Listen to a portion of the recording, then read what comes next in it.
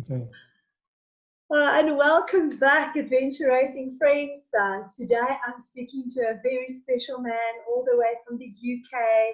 Hi, James Thurlow. Hi, Heidi. The Itera Race Director. How are you? I'm doing okay, thank you. Yeah, it's quite warm here in the UK at the moment, so yeah, it feels very different. Wonderful. Is it warm and sunny? Yeah, it's 27, 26 degrees out there at the moment, so it's a nice hot day. Yeah, wonderful.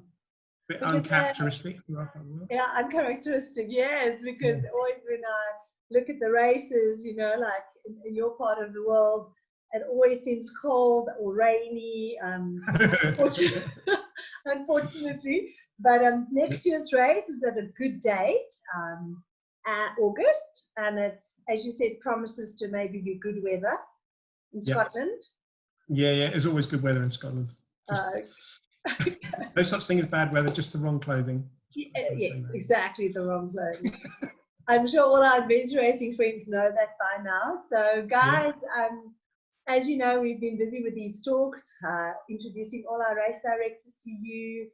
And let's hear a little bit more today of James and a little bit more about your life, James. So please tell us, and as I said in the previous conversation, I always feel that the race, you know, the athletes or the teams are in a race scenario a little bit afraid or shy to go and speak to the race director or connect, because we always look so busy and they don't want to bother us. But now here's a great opportunity for them to tell, you know, for you to tell them, who are you?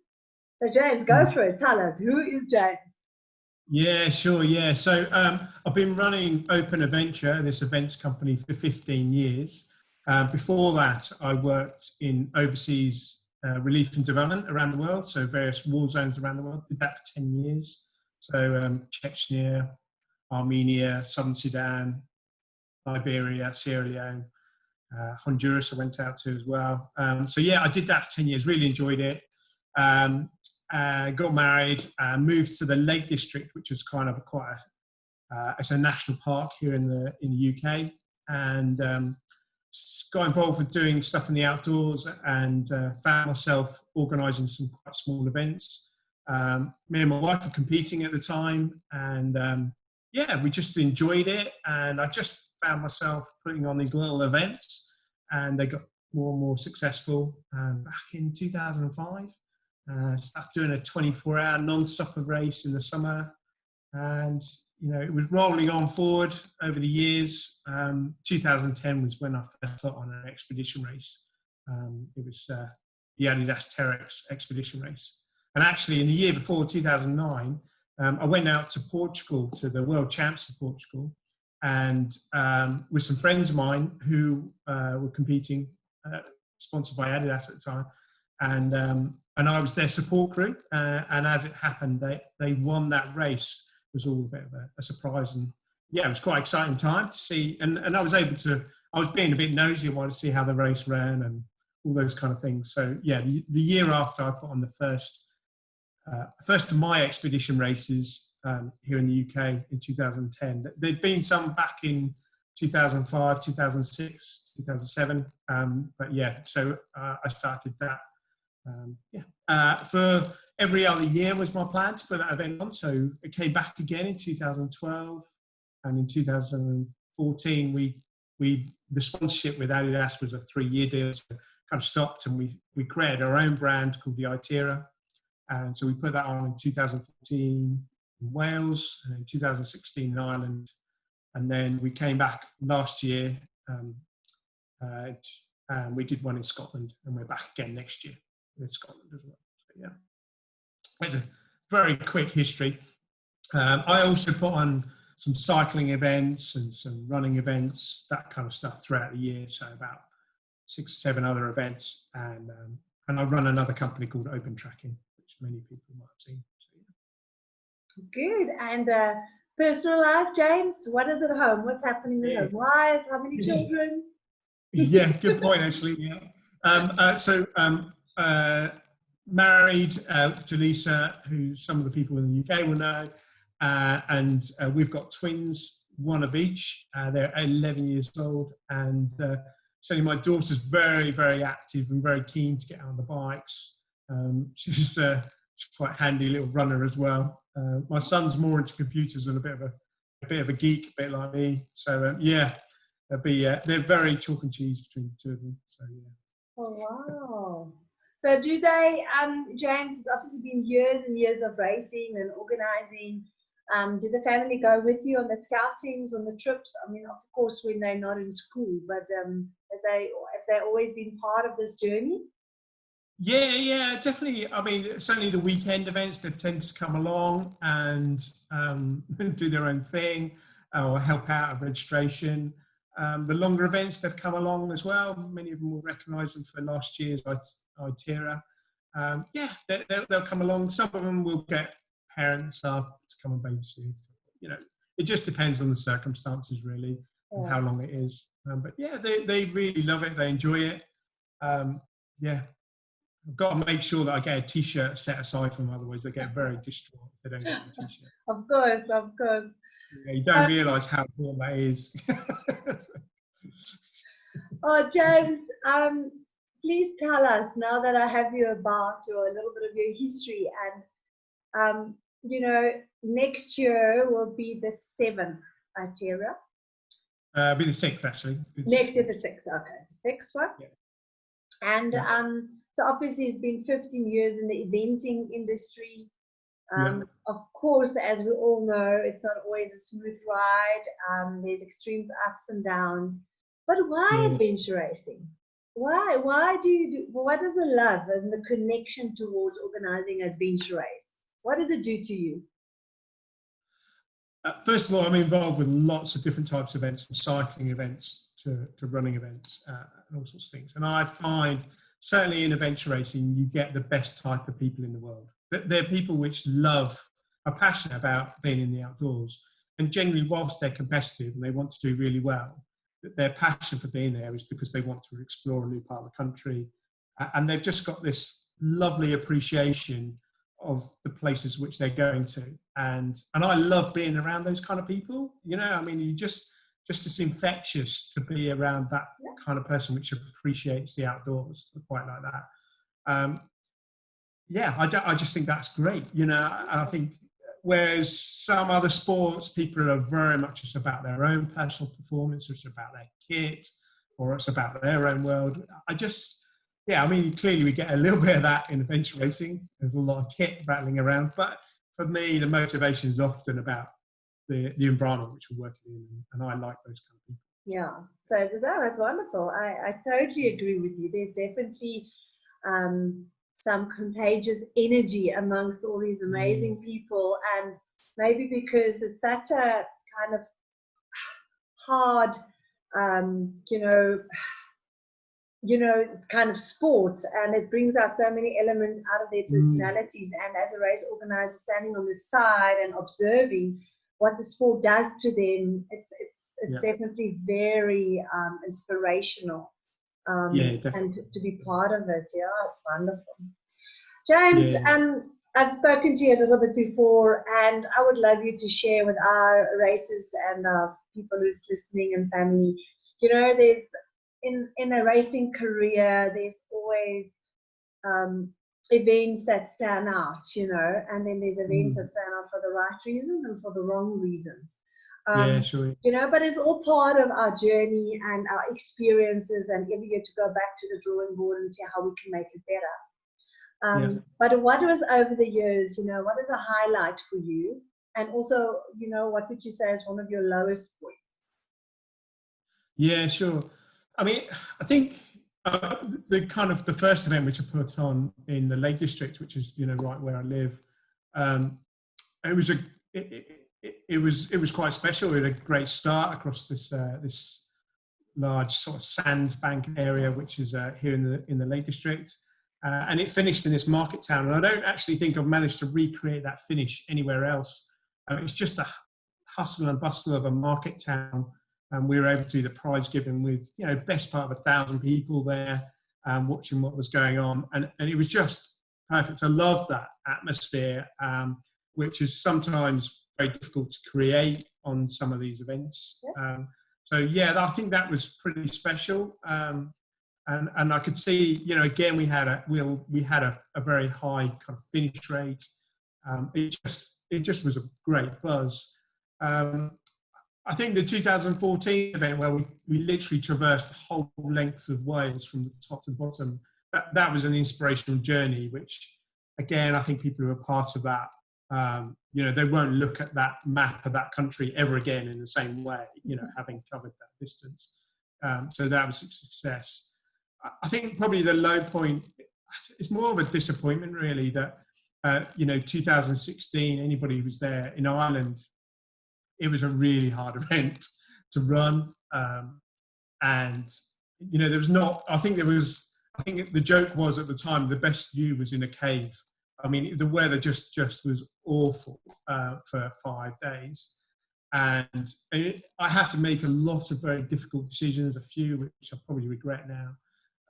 And yeah, it was just, I felt it was a missed opportunity because Ireland is such a special place. I mean, anybody who's watched some of the recent Star Wars movies will see the kind of islands of Skerrig and those kind of places. You know, it's a beautiful place to be. And I just felt that all of these international visitors were shortchanged on that week when the weather just turned to utter hell and made it very difficult. And I must admit, I think I chatted to you earlier, is that, you know, I was on the phone to Craig, the World Series director, and said, look, that's it, I'm not doing this anymore. At the end of that race, you know, I'd had it. I personally was not in great health at the time, so I was struggling. And yeah, so I was pretty much like that. I'm never doing this again. Yeah, I think I felt awful about it. So yeah, a regret. I feel like there's a side of me which wants to go back, but I don't know if I can face it. I mean, it's like you speak. It's, you know, like, it's so sad because I can feel it for you, you know. And I know, I mean, obviously through my own experiences of moments where, you know, things didn't go the way, and it's not the way you dream about it. You dream about it to be perfect and beautiful and wonderful, and you visualize how everybody is happy. And like you said, then something comes in like that week where the weather's so awful, and you must make decisions, you know, things you can't really plan. And like you said, maybe afterwards you would have made different decisions, but it's so much easier to go back afterwards and after a bit of sleep to say, oh, I should have done that, or I could have done that. And it is so hard, and it's so easy for somebody to criticize somebody, but it is so hard when you're in it to make the right decisions. So, I mean, I feel for you, and I know the feeling, you know, when you said, that's it, I'm not going to do it again. So James, what made you decide, except sleep, what made you decide that you're going to come back and do another race? Well, yeah, I can blame two people on that, really. That was a guy called Paul McGreal, who is an event organiser based in Scotland, and a good friend of mine, Tom Gibbs, who was part of that team in 2009. And they kind of were keen for me to put on another race. And I really, I took it on because I was able to work with them to do it. And they've been a great bunch of guys. So we put on last year's event with them, and the plan is to do next year with them as well. So these two people are just infectious with their enthusiasm for this event. And yeah, so I kind of got cajoled into it, and actually it worked really well. They're great guys. Paul is an exceptional event organizer. He runs some pretty big events, but it just has this, you know, the contacts and skills to get on and get things done. And Tom has got the experience, having done, I don't know how many expedition races around the world, including obviously winning the world champs. And so he has that experience of knowing what's worked well and what's not worked so well, and also knows Scotland very well. So yeah, it was great to be able to work with these guys to make these events happen. And that without that, I, you know, to be honest, I'm not sure I would have picked up the mantle again to get on with it. So yeah. Well, that's awesome. We thank those two guys. Special thank you from our side for convincing and motivating James to continue. And yeah, James, so now we are here. We are in 2020, quite an interesting year for all of us. So all the races are now happening next year. And tell us more about your wonderful race you planned for next year. What can our teams expect, and yeah, what is your vision for this event? So the Itera in 2021, as we've announced, is based out of a small town called Oban, which is on the west coast of Scotland. It's kind of a port which services a lot of the islands around that side of Scotland. You know, it's sort of various, you know, it's a small town. I don't know how big it is, but it's you know, it's a great place to host this kind of event with you know, venues and schools and stuff like that to kind of put on this event. So that's where it's going to, it's not necessarily going to start from there. Actually, I'll tell you, it won't start from there. It would be unusual for us to start something from there. We'll start from somewhere else, and but it will finish there. And yeah, what else can we expect about it? I mean, the local airports, if you're an international team, would probably be Glasgow. So to fly into Glasgow, to be honest, there's a direct train from Glasgow to Oban. So we'll probably facilitate moving people's baggage with trucks, but people can just jump on a local train and enjoy the journey up through Scotland on the train. Yeah. And then, yeah, the event itself is a 5-day expedition race. Sort of starts generally on a Monday morning, finishing on the Friday. Top teams probably will finish in that kind of 4-day window on that Thursday night. It's generally how we plan it. And the way in which we design our events is that, you know, we measure our success. And for me, I measure my success on the event on the number of teams which get to the finish as a ranked team.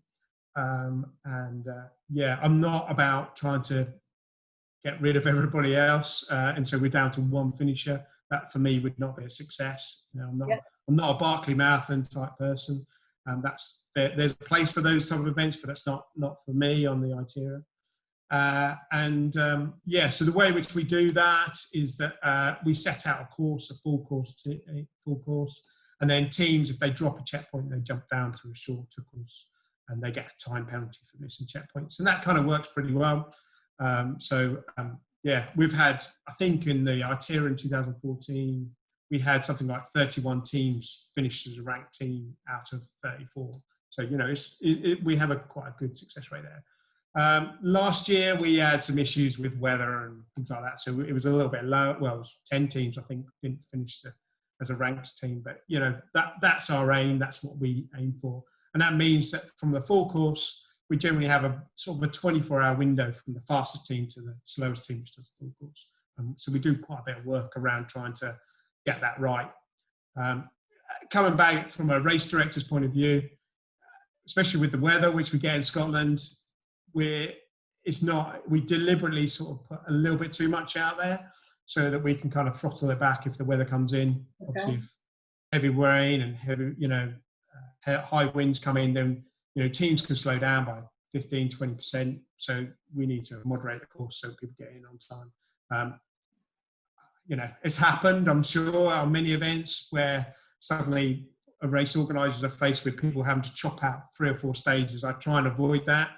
So we'll try and monitor that through the course and maybe put a few controls in just to make it workable for everybody, really. Does that kind of make sense? I don't know if that, yeah, it sounds wonderful. You fly into Glasgow, you train to this village, and where in this village do they stay? Can they stay anywhere? Where's HQ? Like so what we tend to do is we tend to book out something like a hostel or something like that. We did this last year, and we're provisionally booked somewhere again. So teams can book, you know, rooms with us, or they can book up with local hotel accommodation if they want to, if they want something a bit more. That's great. Everything within Oban's quite walking distance, so it's quite close. You know, 10 minutes away, you can get to those places, supermarkets, all those kind of things. Yeah, so it's great for tourism actually. Like people fill up the little town. Good, and then you bust them out, and they basically will race back. It sounds perfect. And in a normal, you know, on the drawing board, it sounds perfect. Exactly. I kind of liken it to having 10 events, because we're going to probably have about 10 stages. That's generally what we run with. And you've got to run these 10 separate events, and you've got to line up the start and finish of each event against each other, and they've all got to connect up. So yeah, if you look at it from organising 10 events all within 5 days, it is a bit nuts, really. So, yeah. James, get back to the race. Tell me, a few more specifics. Paddling. And what are so yeah, I'm a bit of a passionate one. I mean, historically in the UK, paddling was always the poorer kind of sibling of the other disciplines. If you're a good runner or a good cyclist, you can navigate, you generally would do well in the events here in the UK. Paddling was always kind of like, we'll do it for a bit of fun, but it was never a serious stage. So when I got involved with events, I kind of wanted paddling to be a significant part of the event. You know, if you couldn't paddle, you were going to suffer, and you certainly weren't going to be, you know, mucking around at the top of the leaderboard. So as people know, it's always been something which I'm keen to kind of put a reasonable chunk in. On the west coast of Scotland and the sea and such like, it does add quite an interesting dynamic. We're fortunate there's a lot of locks and such like, so we do need to be flexible with our paddling options. But there's some exciting options if we can, you know, the scenery, if you do get the great weather, is out of this world for paddling. We provide sit-on-top boats. So that's what people will be paddling. The water is particularly cold, and so we set an expectation of what standard people should be able to paddle at. They should not. The first time they get in a boat should not be at that event. That's what we're trying to say. You know. Okay, they should not have. Yeah, when I say to them which side of the boat do you put your paddle in the water to go left, it shouldn't be something which they have to think about. So we've got some kind of certification and that kind of stuff, just to try and make sure that people are used to paddling boats and they know what to do if they fall out of them, which oddly a lot of experienced paddlers don't know what to do when they fall out of a boat. So yeah, it'll be an exciting part of the event. We've got some real treats up store if they come off. But it's also a significant part of the event as well. Trekking, Sorry, cool. Sorry, James, would you recommend a wetsuit then for the paddling? Because the water's so cold. I think, I think it depends on the time of day and where it is. We probably need to come back to participants on that, because certainly some of the stages are very likely to be a time when the wetsuit's just not needed. It's just something else to lug around. I think I'm more concerned about the stages which are later in the event, when people are tired and exhausted, when they're more susceptible to hypothermia, rather than the early stages. And those stages are probably going to be, dare I say, a little bit more sheltered, and the vulnerability to getting cold is slightly less. So I try and subtly design the events that way. So the exposure, the big paddles are early in the event. Yeah, of course. No, it's safer, and also later you have the problem. I mean, I don't know what you do if do they still paddle at night, or are there dark zones? Or we do. Yeah, no, we do paddle it. It's non-stop. So there's not, at the moment, there is no dark zones on this event. Yeah. There's nothing. So and then it obviously is a big factor, because of the later it goes, and if it's cold or bad weather, you know, and at night it gives it a little bit of a higher risk factor. Also, are you planning to maybe have a rope section in this event, or doesn't it work? You know, sometimes it just doesn't work out in the event to have it. Yeah, it's a good question. So the way what I've tried to do in events over the years is we've tried to put in sometimes rope sections or special stages, we often call them. Where we do it, we tend to use local providers. So kit is provided. It's canyoning. We'll get wetsuits in, or we'll get all the climbing kit in, all that kind of stuff. So what I try not to do is get teams to bring loads and loads of stuff for a very short abseil or something like that. Kind of just, especially coming from overseas, and you've got to bring all this metal work with you. So we have got a few treats in store, which would definitely put a smile on a lot of people's faces. And let's say exploit the wonders which Scotland's got to offer. So yeah, I'm a little bit more reluctant to kind of give away too much quite yet. Awesome. One, because it might not come off. Yeah. But two, yeah, there's got to be a few surprises in there. Okay, wonderful. And total distance? Total distance, I think it's about 550 kilometres. Perfect. Okay, well, it sounds awesome. It sounds that you've got it all covered. I think the teams, by listening to you, know that, you know, it's kind of a thing with the gear. They have to be prepared for all kinds of weather. And I guess that is for any race. You know, these days you can't really, you know, really predict weather always. You should be prepared. I presume as well, all the information is on your website. Yes. They can, and if they have questions, you know, contact you. James, volunteers. How do you guys work with international volunteers, or if people would like to come and visit your beautiful country? No, it's good. We sort of we run a reasonably tight ship with volunteers. We don't sort of have hundreds. You know, we tend to sort of run 30 odd volunteers, maybe with some external support from technical people, companies, and things like that. But yeah, we particularly overseas people, dare I say, languages. You know, it's really good to have somebody who maybe speaks French and Spanish, those kind of people are around. So yeah, we really, you know, if people want to come along and help out, then we're more than keen to hear from them. Yeah, it's a great fun time. And we have an after event party and those kind of things. So yeah, it's quite a good atmosphere, memorable experience. The other thing I try and do with the volunteers, if I can make it work, those special stages which we just talked about, I try and make sure that these volunteers can get a go and have a go on some of these special stages. So yeah. And I mean, it sounds like a beautiful, James, it sounds like a beautiful area you're going to. I mean, so people, I presume, can come a little bit earlier and explore, or they can maybe travel on a little bit afterwards, after the race. Yeah, definitely, And I mean, I think the great thing about Scotland, which probably appeals to many people, it's just got this huge amount of history. And, you know, it's not unusual for us to put checkpoints on castles, which are, you know, built in the 1300s, that kind of stuff. You know, so it's real. You know, it's real. You can feel it and you can see it. You know, some of the old tracks and the roads and the journeys which people used to make hundreds and hundreds of years ago. You can see it and you can feel it. You know, we've started events in castles. We've finished events in some of the most amazing, spectacular places where, you know, old buildings which are literally 400 or 500 years old. Are set up. So yeah, great place to go and explore and get some. It's just unique. It sounds beautiful, and it, you know, if you speak to me about this, I can see the castles and the nature, and you're going with the train. So anybody who has never seen that part of the world, and you know, thinking, and I think that's a big part of the racing. You know, like a lot of people, you know, sort of have covered a lot of the races over the years, especially the guys who've been doing it for a long time. And, you know, it's nice to explore different countries, and each race director has a little bit of a different feeling and a little bit, you know, different vibe and culture.